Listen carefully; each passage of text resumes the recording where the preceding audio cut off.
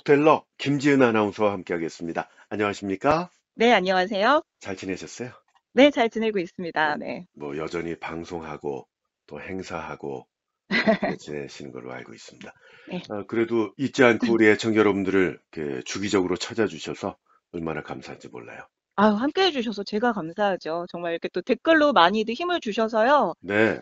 네, 굉장히 그게 비타민 같더라고요. 말 나온 김에 그거 부탁부터 좀 드려야 되겠네. 오랜만에. 어, 그동안 매번 잊어버리고 말씀 못 드렸는데 네. 지금 좋아요 좀 눌러주세요. 네, 그냥 거기 그 좋아요 한번 눌러주시면 어, 됩니다. 네. 좋을지 안 좋을지 모르지만 일단 좋아요를 눌러주세요. 네. 네, 그것만 해주셔도 저희 채널 운영하는 데 상당히 큰 도움이 됩니다. 네. 네, 오늘 드디어 그분의 작품이 나오는군요. 네, 저는 이제 처음 여러분께 소개해드리는 작가인데, 뭐, 워낙에 설명이 필요 없는 작가죠. 이제 뭐, 에거서 크리스티, 이제 저는 이제 제가 여러분께 소개해드릴 책의 표기가 에거서 크리스티로 돼 있어서 이렇게 소개를 하고 있는데, 또 우리가 또 아가사 크리스티라고도 많이 하지요. 네, 사실은 김지은 아나운서만 처음으로 소개를 하는 게 아니고 저희 채널에서 처음으로 소개하는 겁니다. 아, 이게 또 생각해보니까 의외인 것 같기도 하고 그러네요. 사실은 나왔어도 12번은 더 나오셨어야 되는데 이게 어찌어찌 하다 보니 이렇게 됐네요. 네. 근데 이 에거서 크리스티 작가에 대해서는 뭐 더 이상 소개가 필요가 없을 텐데 그래도 좀 소개를 하자면 개인적으로는 제가 추리소설 또 미스터리 이쪽에 빠지게 된 그 길을 열어주신 분이고요. 네. 뭐 방송에서 여러 번 얘기했지만 중학교 1학년에서 2학년으로 가는 그 겨울방학 때 처음 만나게 돼서 그 빨간 그 표지의 해문 출판사인가? 거기서 음, 나온 시리즈가 있었어요. 네. 그래서 매일 한 권씩 읽었어요, 매일. 음, 그러니까 이걸 뭐 전집으로 사는 건 아니고 그냥 한 권을 우연히 그 사서 읽게 됐는데 너무 재밌으니까 밤을 새우는 거죠. 음, 그러니까 다 읽은 거예요.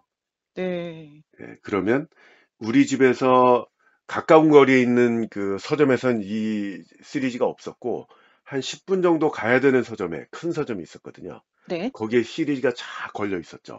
그래서 음. 한 권 한 권씩 골라 읽었던. 그래서 그 겨울방학에만 한 3, 40권 정도 읽었던 것 같아요. 그러니까 그 남자 중학생의 마음을 사로잡은 그런 네, 거네요. 네. 그러니까 공부하기가 싫었던 거겠죠. 근데 그 당시는 정말 큰 충격이었죠. 이렇게 재밌는 네. 소설이 있다니. 그래서 네. 이분이 영국 분이잖아요. 네. 그 영국에는 여왕이 둘이다. 라는 음. 말까지 들었죠. 뭐, 네. 원래 여왕은 계신 거고, 이 크리스티는 미스터리의 여왕이다. 추리소설의 여왕이다. 이렇게 음. 불렸었죠. 네. 지금까지 1억 권 이상이 책이 팔렸고요. 80여 편의 추리소설을 발표한 것으로 나와 있는데, 그 대부분 장편이에요. 네. 그래서 단편이 있는지도 몰랐는데, 오늘 소개해 주시는 작품이 단편이죠. 맞습니다. 크리스마스 모험이라는 작품인데요.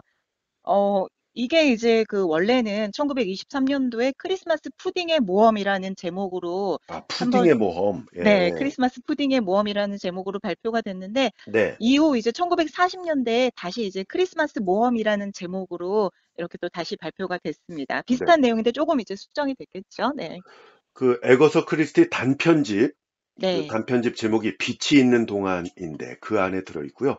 네. 황금가지에서 2002년에 나왔습니다. 김남주 선생님이 옮기신 거고요. 저도 이 네. 책을 가지고 있거든요. 맞아요. 이게 유작 소설집으로 이렇게 또 발매가 된 거였죠. 네. 네. 그리고 지금도 아마 그 구하실 수 있을 거예요. 이게 사- 단편집이라. 네, 사실 저도 이 책을 제가 갖고 있는데 네. 저는 헌책방에서 구매를 했거든요. 저도요. 저도 네. 헌책방에서 구매를 했고, 네. 요거 구하시려면 구하실 수 있고요. 요 네. 단편집이기 때문에 한 작품만 있는 게 아니라 여러 작품들이 있는데 다 읽을만 합니다. 네. 재밌어요. 네. 꼭 구매해서 읽어보시면 좋겠습니다. 네. 그 주요 등장인물 좀 소개를 해 주실까요? 네, 일단은 그 푸아로라는 탐정이 나옵니다. 역시 이제 탐정이 등장을 하는데, 여기서 이제 푸아로 탐정은 노인, 그러니까 장년 남성이고요. 이게 사실은 네, 이 에거서 크리스티의 그 팬들에게는 정말 잊을 수 없는 이름이고요. 그렇죠. 네. 저는 좀 어떤 심정이냐면 네. 에르큘 포아로, 맞아요. 어, 네네. 에르큘이 이제 헤라클레스인가? 뭐 그걸로 이렇게 네. 쓴 거라고. 벨기에 사람이고 네. 코스염이 멋지고 회생 뇌세포가 엄청 빠르게 잘 돌아가는 분. 네. 그래서 제가 이분의 제가 너무 좋아하는 분인데 캐릭터인데 이분 목소리를 어떻게 내야 되나 고민을 할 정도로 아, 저는 팬이죠. 에르큘 네. 포아로. 안 네. 그래도 오늘 그 푸아로 탐정의 외형이 또 한 번 묘사가 되고요. 네. 네. 그리고 이제 에밀리라는 중년 여성이 등장하는데 이제 여기서 노처녀라는 표현을 쓰고 있어요. 아, 노처녀, 요즘 노처녀라는 표현을 잘 안 하는데 하여간 네네. 뭐 요건 작품 원날 속에서, 네, 예. 100년도 더 된 작품이니까요. 네, 네. 그렇게 표현을 하고 있고, 이제 이 에밀리는 작품 속에서 그 크리스마스 파티를 주최하는 그 주최자입니다. 그러니까 네, 이게 뭐, 배경이 크리스마스 즈음이군요.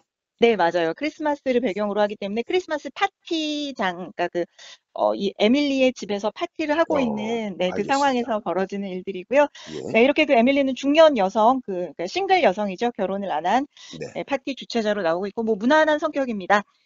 그리고 이제 에블린이라는 젊은 여성이 나오는데, 이제 그 약혼자가 있는데, 또 사랑하는 사람은 따로 있어요.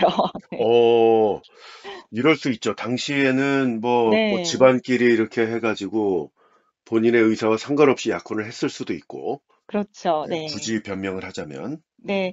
그리고 또 흔히 이런 설정이면 여기서 뭔가 또 갈등이 유발되지 않을까라고 생각을 해보게 아, 되죠. 그렇죠. 네. 네네. 자, 이렇게 그 에블린은 젊은 여성이고, 이 에블린의 약혼자가 레버링입니다. 레버링이라는 남성이고요. 네. 그러니까 결론적으로 이 에블린이 별로, 제일 사랑하는 사람은 아니다라는 거죠. 레버링이. 네네. 뭐 약혼자긴 하지만 이제 그 돈이 많은 그런 네, 인물이고요. 레버링은. 뭐 그러면 모든 게 용서될 수도,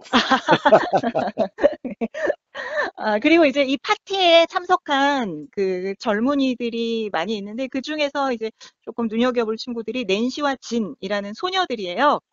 파티에 네. 참석을 한, 네. 예. 그렇게 이제 주요 인물들 요 정도 기억하시면 될 것 네. 같고 저희가 또 띄워드리죠. 네, 띄워드리고 있습니다. 그리고 요리사가 잠깐 나오는데, 네. 그래서 오늘 그 소녀 진과, 그리고 요리사 역할을 김지은 아나운서가 직접 또 해주겠습니다. 연기, 연기력이 점점 물이 오르고 있다는 애청자 여러분들의 평가를 받고 있죠. 갑자기 숨이 턱 막히네요. 에거서 크리스티의 단편입니다. 크리스마스 모험, 줄거리 해설과 낭독 지금부터 시작하겠습니다. 지금 이곳은 입구가 넓은 벽난로에서 굵은 통나무들이 기분 좋은 소리를 내며 타오르고 있는데요. 벽난로 속 나무들의 탁탁거리는 소리 위로 육개국어로 된 말소리가 이어지고 있습니다. 초대를 받은 젊은이들이 수다를 떨면서 크리스마스 파티를 즐기는 중인데요. 참석자들 대부분에게 에밀리 아줌마로 알려져 있는 파티 주최자이자 노처녀인 에밀리는 그런 수다를 들으면서 사람 좋은 웃음을 지었습니다. 이때 에밀리가 수다를 떨며 즐기는 사람들에게 말을 합니다. 아이고, 이거 과자가 맛있어야 될 텐데 어떨지 모르겠네. 겨우 사흘 전에야 만들어 놔서 좀 걱정되거든. 잘 알잖아. 크리스마스 푸딩은 크리스마스가 되기 오래전에 만들어 놔야 되는 거거든. 내가 어릴 때는 말이야. 예수 강림절, 그러니까 크리스마스 이전에 4주 동안 말하는 거잖아. 그때 올리던 기도의 내용이 푸딩 반죽을 뒤섞는 방법을 알려주는 건 줄 알았다니까. 그 기도에 있는 그 구절 있잖아. 북돋우소서, 오 주여, 간절히 비오니 북돋우소서. 나는 그 북돋아 달라는 게 푸딩 반죽을 잘 뒤섞어 이렇게 해달라. 그런 기도인 줄 알았지 뭐야. 그만큼 푸딩 반죽이 아주 중요한 거였지. 에밀리가 이렇게 이야기하고 있는 동안 예의 바르게 사람들은 나누던 이야기를 멈췄었다. 그녀의 회고담에 흥미를 느꼈다기보다는 파티를 연 사람에게 갖추는 예의 정도였다. 에밀리는 한숨을 내쉬고 동조를 구하려는 듯이 그 파티에서 유일하게 자신과 같은 연배인 사람 쪽으로 시선을 돌렸다. 그는 탐정 에르큘 포아로다. 푸아로는 달걀형의 독특한 얼굴과 무섭게 고추선 콧수염을 지닌 자그마한 노인이었다. 에밀리는 요즘 사람들은 우리 때 같지 않다라고 생각했다. 지난날 자신들은 윗사람 주위를 조용히 둘러싸고 그 귀중한 지혜의 말을 경청했었던 것이다. 하지만 지금은 대부분 도대체 이해할 수 없는 시시한 수다뿐이었다. 그렇다고 해도 모두 귀여운 아이들인 것은 변함이 없다. 에밀리는 부드러워진 눈길로 파티에 참석한 젊은이들을 훑어보았다. 파티에 함께하고 있는 젊은 친구들을 좀 소개해 드릴게요. 키가 크고 주근깨가 있는 소녀 진, 집시풍의 아름다움을 지닌 가무잡잡하고 자그마한 여자 낸시, 학교 기숙사에 있다 돌아온 조니와 에릭, 그리고 그들의 친구인 찰리 피즈, 그리고 매력적이고 아름다운 여자 에블린. 그런데 방금 소개해드린 에블린을 보자 파티 주최자인 에밀리는 이마가 약간 찌푸려졌습니다. 에블린은 뛰어난 미인인데요. 그 에블린에게 눈길을 고정한 채 놀이에 끼지 않고 침울한 태도로 말없이 앉아있는 자신의 큰 조카 로저에게 시선이 옮겨갔습니다.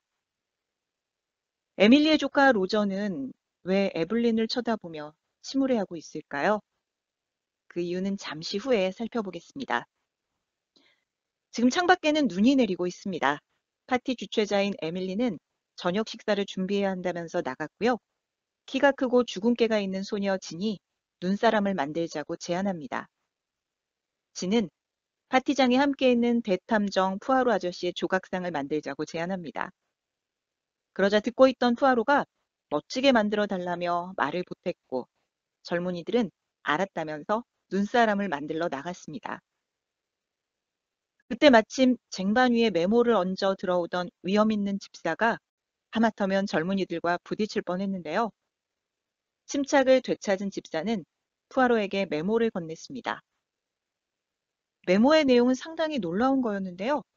거기에는 알아보기 힘든 글씨체로 이렇게 쓰여 있었습니다. 크리스마스 푸딩을 먹지 마세요. 메모를 본 푸아로는 무척 흥미롭다고 중얼거리면서 벽난로 쪽을 바라봅니다.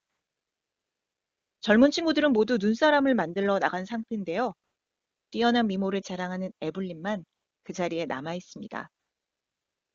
그녀는 의자에 앉아 불길을 바라보며 왼쪽 셋째 손가락에 끼워진 반지를 신경적으로 돌리면서 생각에 잠겨 있습니다. 그 모습을 보며 푸아로 탐정이 말을 겁니다. 에블린, 즐겁지 않은 꿈을 꾸고 있는 것 같군요. 놀라지 말아요. 여러 가지 일들에 관심을 갖는 게 바로 내 일이니까요. 내가 보기에 당신은 행복하지 않아요. 물론 나 역시 행복하지 않고요. 그러니까 우리 서로 속내를 털어놓는 것이 어떨까요? 사실 난 지금 몹시 슬프답니다. 내 오랜 친구가 바다 건너 남미로 가버렸거든요. 함께 있는 동안 때때로 그 친구한테 짜증나는 일도 있었지만 그 친구가 가버리고 나니까 좋은 기억만 남네요. 산다는 게 다 그런 거 아니겠습니까? 에블린, 당신의 문제는 뭡니까? 당신은 나처럼 늙지도 않았고 혼자도 아니잖아요. 당신은 아주 젊고 매우 아름답습니다. 그리고 당신이 사랑하는 남자가 당신을 사랑하고 있잖아요. 난 한 30분 전부터 그 남자를 지켜보고 있었어요. 푸아로가 이렇게 말하자 안색이 좋지 않았던 에블린의 안색이 돌아왔다. 그러면서 에블린이 입을 열기 시작했다. 저, 제가 사랑하는 남자라고요? 혹시 파티를 주최하신 에밀리 아주머니의 그 조카 로저를 말씀하시는 건가요? 아니요. 완전 잘못 짚으셨어요. 제 약혼자는 로저가 아니에요. 물론 그렇죠.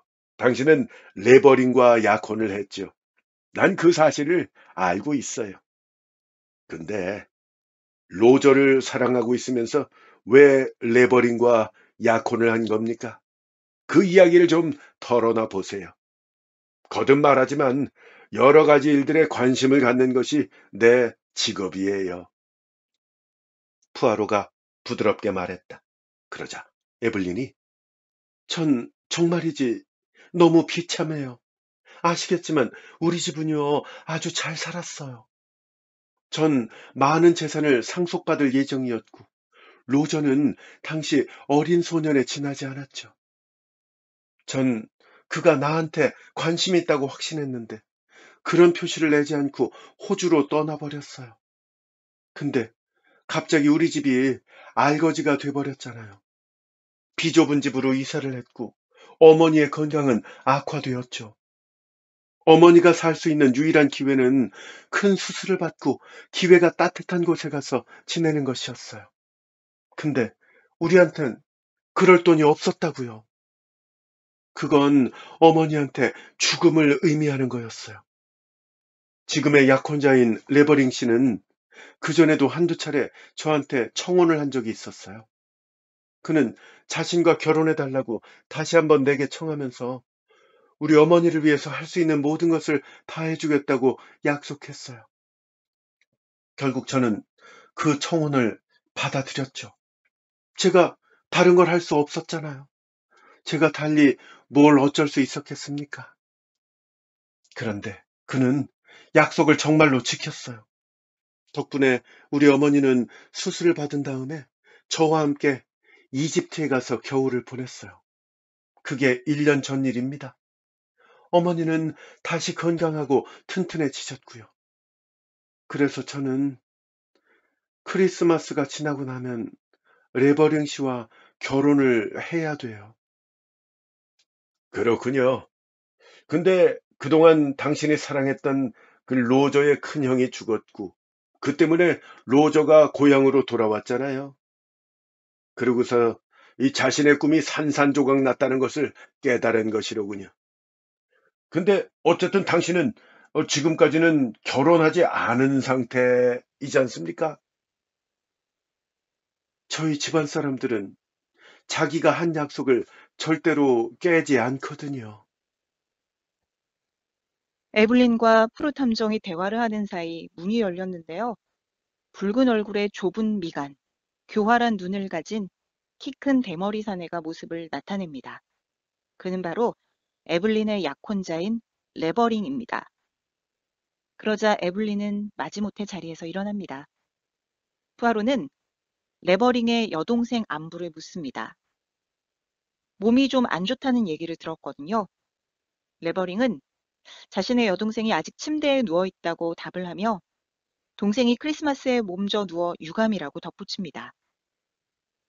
에블린과 레버링은 바깥으로 나갔고요. 거기에서 눈사람을 세우느라 한창인 젊은 친구들과 마주합니다.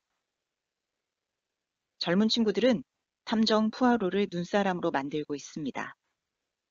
그런데 그때 키 큰 주근깨 소녀 진이 이런 제안을 합니다.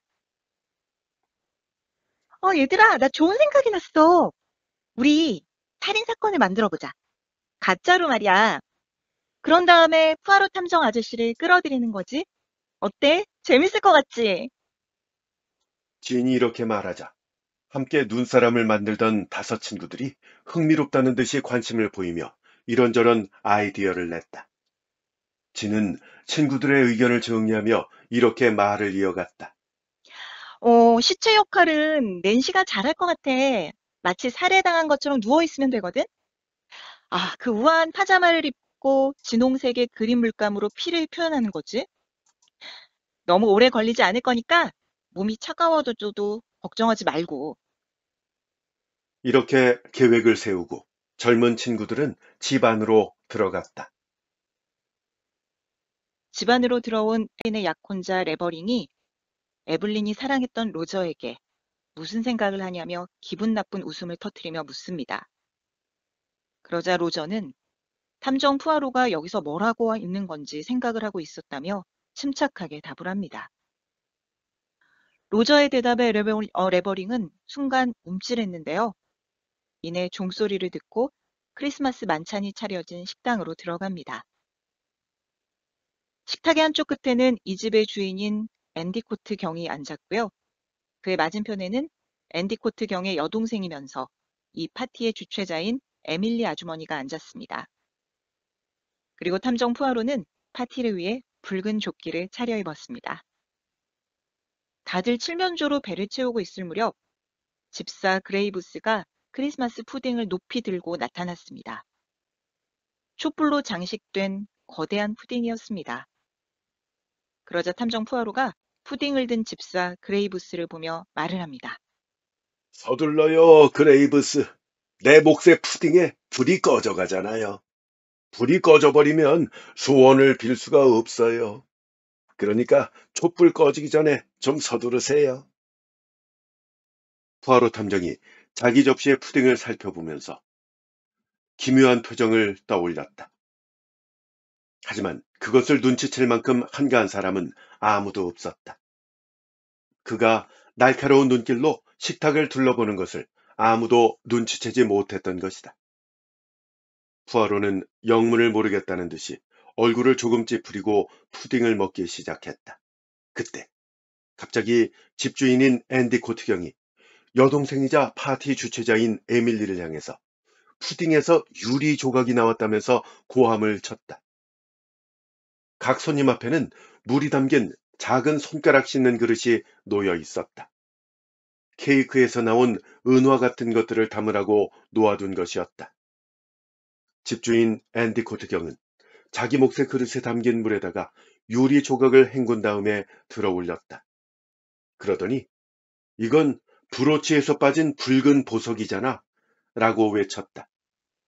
그러자 푸아로 탐정이 재빨리 앤디 코트경의 손에서 그것을 받아들어 주의 깊게 살폈다.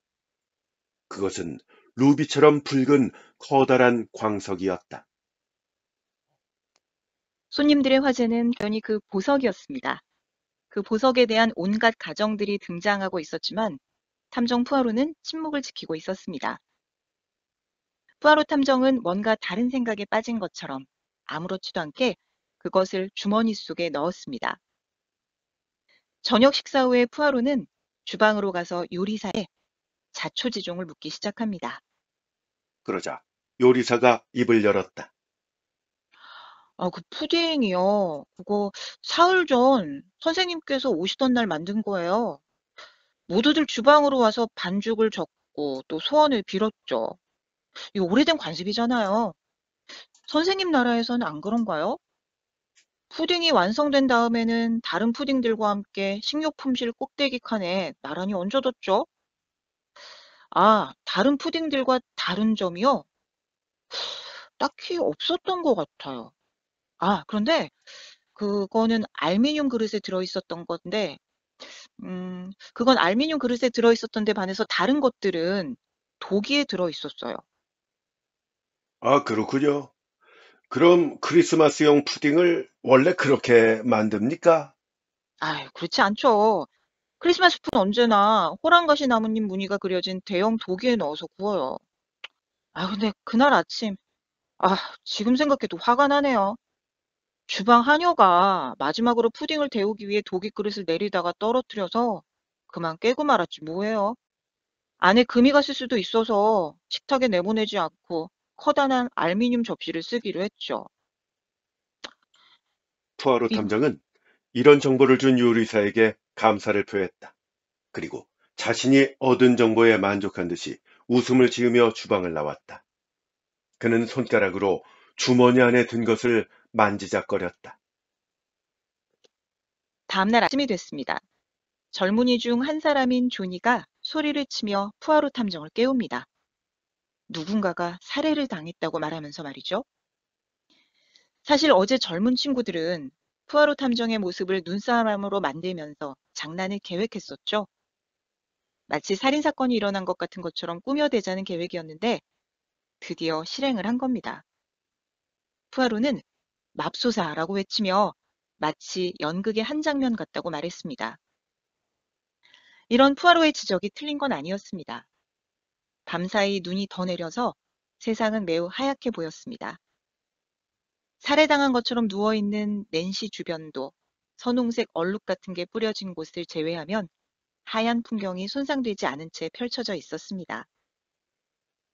집시풍의 아름다움을 지닌 체구가 작은 낸시는 맨발인 상태로 다홍색 실크 잠옷을 입고 있었습니다. 두 팔은 넓게 벌린 채였고요.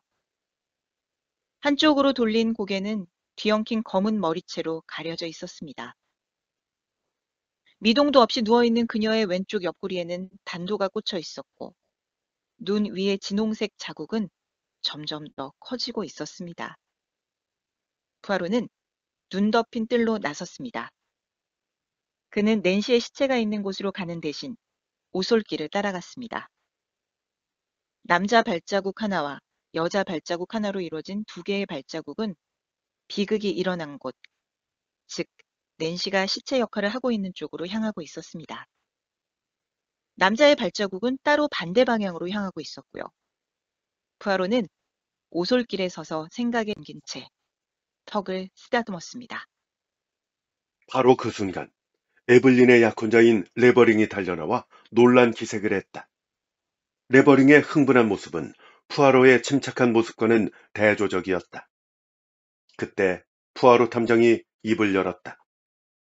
이건 살인사건 같습니다. 우리가 할 일은 단 한 가지뿐이에요. 경찰을 지금 당장 불러와야 합니다. 그러자 젊은 친구들 중 한 사람인 조니가 모두 장난이었다며 고백을 하고 푸아로에게 사과를 했다. 조니는 시체 역할을 한 낸시에게 이제 그만 일어나도 된다고 말했다. 그런데 아무리 흔들어도 낸시는 일어나지 않았다. 푸아로는 다시 날카롭게 말을 이어갔다. 조니, 이리 와봐. 낸시의 손을 잡고 맥박을 짚어보시게. 맥박이 전혀 뛰질 않지? 정말로 사망한 거야. 놀라서 말을 못하고 있는 조니를 뒤로 한 채 푸아로는 죽은 낸시의 몸 위로 자신의 몸을 기울이더니 뭔가를 단단히 쥐고 있는 듯한 다른 쪽 손을 펴게 했다. 그 순간 푸아로와 조니의 입에서 외마디 소리가 터져 나왔다. 낸시의 손에 붉은 광석이 쥐어져 있었던 것이다. 푸아로는 재빨리 주머니 속에 손을 넣었습니다. 주머니에는 아무것도 없었습니다.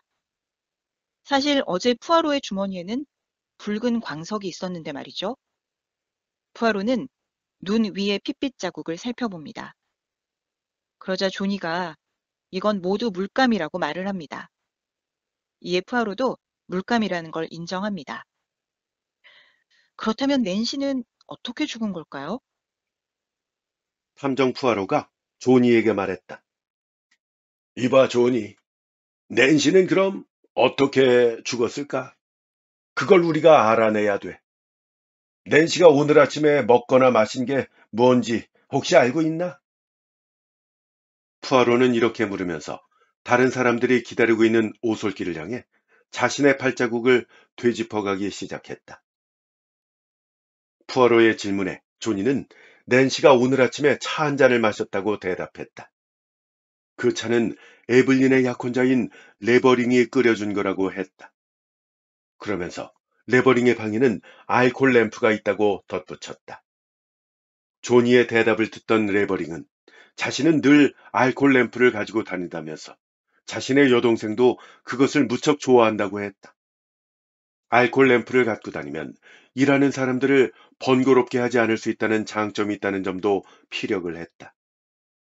푸아로는 거의 미안해하는 눈길로 실내용 슬리퍼를 신고 있는 레버링의 발을 보면서 나지막하게 말했다. 레버링 씨, 장화를 벗으셨네요. 그때 키 큰 소녀 진이 어떻게 해야 하냐면서 당황해했고 푸아로는 경찰을 부르는 방법밖에는 없다고 대답했다. 그러자 에블린의 약혼자인 레버링이 장화로 갈아 씻는 데는 채 1분도 걸리지 않는다면서 자신이 경찰을 불러오겠다고 했다. 그러자 푸아로가 부드러운 어조로 중얼거렸다. 레버링 씨는 정말 생각이 깊구만. 푸아로는 경찰이 올 때까지 시체 건드리면 안 된다고 말하며 서재로 들어가자고 제안합니다. 푸아로가 앞장서자 사람들이 그의 뒤를 따릅니다. 서재로 들어온 포르 탐정은 안락한 팔걸이 의자에 앉으며 입을 엽니다. 이 슬픈 비극적인 사건을 잠시 잊을 수 있도록 내가 짧은 이야기 하나를 해주겠네. 이 이야기는 루비에 관한 거야. 아주 유명한 사람이 갖고 있던 루비 이야기인데 그가 누군지는 밝히지 않겠어. 다만 세계적으로 아주 유명한 사람이라는 것만 말해두지. 근데 이 유명 인사가 남몰래 런던에 왔어. 대단한 인물이긴 하지만 그 역시 젊고 어리석은 사내여서 어떤 예쁘장한 아가씨의 유혹에 넘어가고 말았어. 그 예쁘장한 아가씨는 그에게 별로 마음이 없었지만 재산에는 관심이 아주 많았지. 어느 날 그녀는 그의 집안에 대대로 내려오는 그 역사적인 루비를 훔쳐서 달아나 버렸지. 그 딱한 청년은 진퇴양난의 곤경에 빠지고 말았어. 그는 어느 나라의 공주와 결혼을 하게 돼 있었기 때문에 스캔들을 일으키고 싶지 않았던 거야. 그 때문에 경찰의 힘을 빌릴 수가 없었지. 그는 경찰에 신고하는 대신에 탐정인 나를 찾아왔어. 내 루비를 찾아주십시오. 라고 말하면서 말이야. 푸아로 탐정은 계속 말을 이어갔다. 그런데 말이야, 나는 그 아가씨에 대해서 좀 아는 것이 있었어. 그녀에겐 오빠가 하나 있는데 그들은 함께 많은 건수를 올려왔지. 나는 그들이 크리스마스 때 어디에 묵는지 알아냈어. 그리고 운 좋게 만난 에밀리 씨 덕에 그곳에 초대를 받을 수 있었어. 근데 그 예쁘장한 아가씨는 내가 온다는 말을 듣자 크게 놀란 모양이야. 그녀는 아주 영리해서 내가 그 루비의 행방을 캐고 있는 걸 알고 있었던 거지. 그녀는 즉시 그것을 숨겨야 했어. 그러다가 그것을 푸딩 속에 숨겨야 한다고 생각한 모양이야. 그녀는 다른 사람들과 함께 반죽을 젓다가 다른 것들과 구별되는 알루미늄 푸딩 그릇 속에 그 알루미늄 푸딩 그릇 속에다가 루비를 슬쩍 빠뜨렸어. 근데 기묘한 우연 때문에 그 푸딩을 크리스마스 날 먹게 된 거지. 그런 다음에 그녀는 침대로 갔어. 여기까지 말하고 잠시 시계를 보던 푸아로가 다시 입을 열었다. 근데 레버링 씨가 경찰을 불러오는데 너무 시간이 많이 걸리는 것 같은데? 그렇지 않나? 내 생각엔 그의 여동생도 함께 간 것 같은데. 앞서 레버링의 약혼녀인 에블린과 푸아로 탐정이 대화를 하고 있을 때 레버링이 들어왔던 장면 기억하시나요? 그때 푸아로 탐정이 레버링에게 여동생의 안부를 물은 바가 있었습니다. 푸아로 탐정은 여동생이 계속 몸이 안 좋냐고 물었고요. 이에 레버링은 여동생이 여전히 몸이 좋지 않아 침대에 누워 있다고 대답했었습니다. 결국 레버링의 여동생은 푸아로 탐정을 피해 아픈 척을 했던 거겠죠? 이 모든 얘기를 들은 레버링의 약혼녀 에블린은 눈길을 푸아로 탐정에게 고정한 채 비명을 지르며 일어났습니다. 푸아로 탐정은 다시 입을 엽니다. 내 생각에 레버링과 그의 여동생은 돌아오지 않을 것 같아. 레버링은 오랫동안 합법과 비합법의 경계에 있는 아슬아슬한 짓을 해왔거든. 이게 그 마지막이야. 그와 그의 여동생은 이름을 바꾸고 한동안 해외에서 활동하겠지. 오늘 새벽 난 그에게 미끼를 던지는 동시에 겁을 주었어. 우리가 집 안에 들어가 있는 동안 그는 가면을 벗어던지고 그 루비를 손에 넣었을 거야. 그런 다음에는 경찰을 부르러 가야 했지. 하지만 그건 자신을 진퇴양난의 곤경으로 보는 것을 의미하는 거잖아. 살인 혐의를 받고 있을 때는 두말할 것도 없이 도망치는 편이 바람직하지. 응? 레버링이 낸시를 죽인 거냐고? 자, 우리 다 함께 사건 현장에 다시 가볼까? 사건 현장에 온 사람들은 모두 헉 하며 놀랐다. 시체가 있던 자리는 흔적도 남아있지 않았고 눈밭은 평화로웠다. 우왕좌왕하며 각종 의혹을 제기하는 사람들을 향해 푸아로가 고개를 끄덕이며 말을 이어갔다. 그래, 난 너희들의 계획을 이미 알고 있었어. 그래서 그 계획을 뒤집어 엎을 생각을 한 거야. 음, 저 시체 역할을 했던 낸시는 여기 있어. 저 낸시 양, 괜찮아? 내가 갖다 준 감기 예방 탕약은 먹었나? 정말이지, 낸시 양의 연기는 정말 훌륭했어. 자, 이제 다른 사람들한테 이 상황 설명을 좀 해줘야 되겠네. 얘들아, 난 낸시한테 가서 내가 너희들의 계획을 다 알고 있으니까 나를 위해서 연기를 좀 해달라고 요청했었어. 낸시는 레버링 씨한테 부탁해서 차 한 잔을 만들어 주도록 했고, 또 그로 하여금 발자국을 남기지 않을 수 없도록 만들었던 거야. 그래서 결정적인 때가 오자 레버링 씨는 어떤 사고에 의해서 낸시 양이 죽었는데 내가 자신을 을러댈 만한 온갖 증거를 갖고 있다고 생각을 하게 된 거야. 저 낸시 양, 우리가 집 안으로 들어간 다음 어떤 일이 있었는지 좀 말해 주겠나? 낸시의 말에 의하면 자신이 시체처럼 혼자 누워있는 동안 레버링이 그의 여동생과 함께 나오더니 낸시의 손에서 루비 보석을 잡아채 쏜살같이 도망쳤다고 합니다. 그러자 낸시의 말을 듣고 있던 젊은 친구 중 한 명이 루비가 어떻게 된 건지 묻습니다. 그걸 레버링 남매가 그대로 가져가도록 놔뒀냐며 비난을 하는 거죠. 그때 키 큰 소녀 진이 소리를 치며 말했습니다. 진이 말했다. 어? 푸아로 아저씨가 또 우리 속인 것 같은데? 그 루비는 아저씨가 계속 갖고 있죠? 맞죠? 진, 내 왼쪽 주머니에 손을 직접 좀 넣어봐. 어때? 진홍색 루비 거기 있지? 잘 확인했지? 그래. 아까 낸시가 쥐고 있던 건 내가 런던에서 가져온 모조 보석이야. 아, 너희들의 이 장난 계획을 어떻게 알았느냐고? 낸시 양한테 들었냐고? 아니, 여러 가지 일에 관심을 갖는 게 내 직업이야. 푸아로는 함께 오솔길을 걷고 있는 에블린과 에블린이 사랑하는 로저를 바라보았다. 그러면서 웃음을 지으며 젊은이들의 질문에 대답했다. 푸아로의 대답에 젊은 친구들은 자신들의 계획을 어떻게 안 것이냐며 계속 졸라대듯이 물었다. 그러자 푸아로가 대답했다. 정말 궁금한가? 이 실망할 텐데.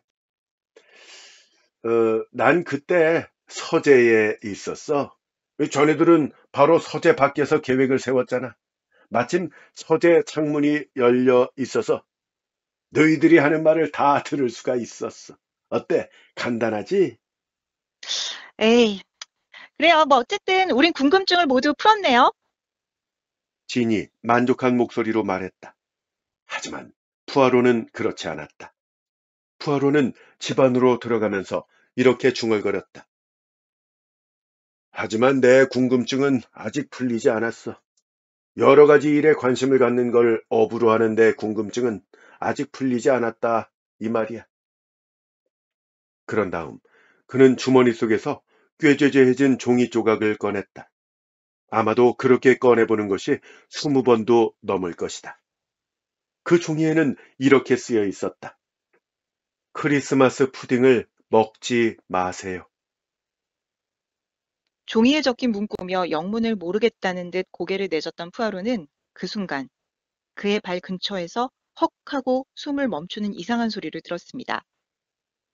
이 집에서 허드렛 일을 하고 있는 자그마한 하녀였습니다. 알고 보니 크리스마스 푸딩을 먹지 말라는 메모는 그녀가 썼던 건데요. 자초지종은 이렇습니다. 이 하녀는 레버링과 그의 여동생이 보기 싫었다고 합니다. 레버링의 여동생이 아프지 않다는 것도 알고 있었기 때문에 뭔가 수상한 일이 진행되고 있음을 감지한 거죠. 그래서 하녀는 문에 귀를 대고 남매의 대화를 엿들었는데요. 레버링이 푸아로 탐정을 가능한 한 빨리 치워버려야 한다고 말을 한 겁니다. 그리고 그걸 어디에 뒀냐는 레버링의 질문에 그의 여동생은 크리스마스 푸딩 속에 넣었다고 대답을 했고요. 여기서 레버링은 루비 보석을 그거라고 표현했기 때문에 둘의 얘기를 엿듣던 하녀는 푸딩 속에 독을 넣었다고 생각한 겁니다. 심각성을 인지한 하녀는 요리사에게 이 사실을 말했지만 요리사는 그녀의 말에 귀를 기울이지 않았던 거죠. 그래서 하녀는 경고장을 생각해낸 겁니다. 이 집의 집사인 그레이브스가 발견해 푸아로에게 갖다 줄 수 있도록 그 경고장을 홀에 둔 거고요. 푸아로는 잠시 하녀를 심각하게 살펴보더니 조심스럽게 입을 열었다. 자네는 소설을 너무 많이 읽은 것 같구만. 하지만 자네는 착한 마음씨와 상당히 영리한 두뇌를 가졌어. 내가 런던으로 돌아가면 자네한테 살림에 대한 좋은 책 한 권과 여성의 경제적 지위에 대한 책을 보내주겠네. 이렇게 말하자 다시 놀라 헉소리를 내는 하녀. 그 하녀를 뒤로하고 푸아로는 홀을 가로질러 걸어갔다. 푸아로는 서재로 갈 생각이었지만 열린 문틈으로 검은 머리 하나와 금발머리 하나가 밀착되어 있는 것을 보고 그 자리에서 걸음을 멈췄다. 그 순간 두 개의 팔이 푸아로의 목을 휘어감았다. 곧이어 키 큰 소녀 진의 목소리가 들렸다. 아저씨, 겨우살이 바로 밑에 서 계실 거라면 기꺼이 입맞춤을 해드리죠. 영국에서는 크리스마스 장식에 쓰는 겨우살이 밑에 있는 소녀에게 입맞춤을 하는 관습이 있다. 진의 말이 끝나자 실체 역할을 했던 낸시도 저도요 라고 말하며 동조했다. 푸아로 탐정은 두 사람의 입맞춤을 기분 좋게 받아들였다. 푸아로는 참으로 행복했다. 네, 소설은 이렇게 끝이 납니다. 네, 흥미롭죠? 네, 네, 크리스마스 모험 같았어요, 정말. 네. 이게 그러니까 어떤 영국의 크리스마스 풍습을 좀 알면 좀 더 이해하기가 쉬웠을 텐데 네, 어쨌건 잘 몰랐던 부분을 알게 되었어요. 네네, 그렇죠, 어, 네. 그러니까 크리스마스 푸딩 그 반죽을 하면서 소원을 거기다 빈다라는 네, 거하고 또 푸딩을 먹을 때 촛불을 꽂아놓고 촛불이 다 타기 전에 네, 또 그 소원을 비는 거군요. 네. 그리고 또 조금 전에 이제 또 나왔던 그 맞아요. 겨우살이 나무 밑에서, 예, 이렇게 또 그 입맞춤을 소녀에게 하면은, 예, 입맞춤을 한다. 네. 이거는 좀 위험한 관습이 아닌가. 그러니까 이 푸아로가 그냥 단순히 크리스마스 파티에 초대를 받아서 간 게 아니라 네, 그러니까 사건을 수사하고 있던 중이었군요. 그렇죠, 네. 예, 그러니까 이 레버링이 아주 나쁜 자였고 그 레버링의 여동생은 이름이 안 나오죠? 네, 이름은 나오지 않고요. 예, 둘이 네, 아주 그냥 작당을 해서 나쁜 짓을 많이 하고 다녔던 모양이에요. 그렇죠, 네. 예. 근데 왜 그 에블린과 약혼을 했을까요? 에블린은 몰락한 가문이잖아요. 네, 그렇죠. 그런데 뭐 워낙 가세가 기울고 또 돈이 필요한 상황이다 보니까 네. 그렇게 또 그 자신의 어머니의 병을 치료해주고 또 조금 집에 도움을 줄 수 있는 음. 그런 남자와 결혼을 네. 결심했겠죠. 네. 그렇죠. 그러니까 에블린은 그런데 네. 레버링이 왜 에블린과 아, 약혼을 했냐 이 말이에요. 에블린이 가진 게 없는데. 예뻐요. 아, 예뻐요. 예쁘다고? 네, 굉장히 미인입니다. 네. 또 김지은 아나운서처럼. 그, 그래서 예, 아주 뛰어난 미인이라는 건 이제 많이 나오는데 네, 거기에 반해서 레버링은 붉은 얼굴에 좁은 미간, 네, 교활한 눈을 가진 키 큰 대머리 사내. 그러니까 네, 아주 난 범인이요 하고 묘사를 이렇게 해 놓은 거죠. 네, 어, 그리고 이게 뭡니까 6개 국어가 들렸다고 그랬잖아요. 네, 아주 글로벌한 그런 모임이었던 것 같죠. 그렇죠. 네, 그리고 이 낸시가 죽은 척을 하기로 해서 탐정 아저씨를 좀 골려주자라는 거였는데 네, 전 이게 사실 말이 안 된다고 생각했거든요. 네, 네. 아무리 그 죽은 척을 해도 그 탐정이 모르겠어요. 그러니까요. 예, 근데 실제로 낸시가 죽었다는 거 아니에요. 죽었다고 그 푸아로가 예, 선언을 하지 않습니까? 그렇죠. 그럼 네. 거기도 맥박을 짚어봤는데 맥박까지 멈출 수는 없잖아요. 어떻게 된 걸까? 저 궁금하고요. 이게 우리가 숨을 참으면 혹시 맥박이 멈추나요? 한번 해보세요. 절대로 그렇지 않습니다. 숨 참는 거하고 심장이 뛰는 거하고는 완전히 다른 문제죠. 네. 어쨌건 뭐 100년 전 소설이니까 네. 그렇다 치고 네. 그다음에 이게 그 대형 도자기에다가 원래 구워야 되는 건데 네. 또 알루미늄에 할 수밖에 없었던 그런 네. 얘기가 있었고요. 그 알콜 램프 얘기 진짜 오랜만에 듣거든요. 우리 예전에 그 그 초등학교 초등학교 때 때 과학실에 맞아요. 있던 거네. 이제 알콜 램프라는 표현도 나오고 그래서 네. 그리고 경찰을 불러야 한다라고 했을 때 저는 이제 전화기를 드는 모습을 상상했는데 음. 직접 부르러 가야 되는 거였죠. 네네. 무척 재밌게 네. 감상을 했습니다. 그 좋은 소설 소개해 주셔서 감사하고요. 요게 앞서 말씀드린 것처럼 그 에거서 크리스티의 단편집입니다. 빛이 네. 있는 동안. 네. 요게 아마 단편집이 2권이 나와 있는 걸로 알고 있어요. 네. 그래서 요게 그 다른 단편들도 들어가 있으니까 꼭 구매를 해서 들어보시면 좋겠다, 읽어보시면 좋겠다 하는 네. 생각을 다시 한번 여러분께 말씀드립니다. 네. 그 소녀 목소리와 요리사 목소리 내시느라 고생하셨어요. 네. 연기력이 이제 뭐 아주 뭐 뛰어나십니다. 아, 정말 그렇게 느끼셨나요? 그럼요. 정말요. 고맙습니다. 예. 황금가지에서 나온 책, 빛이 있는 동안에서 소개를 해드렸습니다. 에거서 크리스티의 크리스마스 모험이었고요. 북텔러 김지은 아나운서와 함께 했습니다. 다음 시간에 또 뵐게요. 네, 어떻게 들으셨는지 또 댓글 남겨주시면 함께 만나 뵙도록 하고요. 저도 역시 다음 시간에 찾아뵙겠습니다. 고맙습니다. 네, 대단히 감사합니다.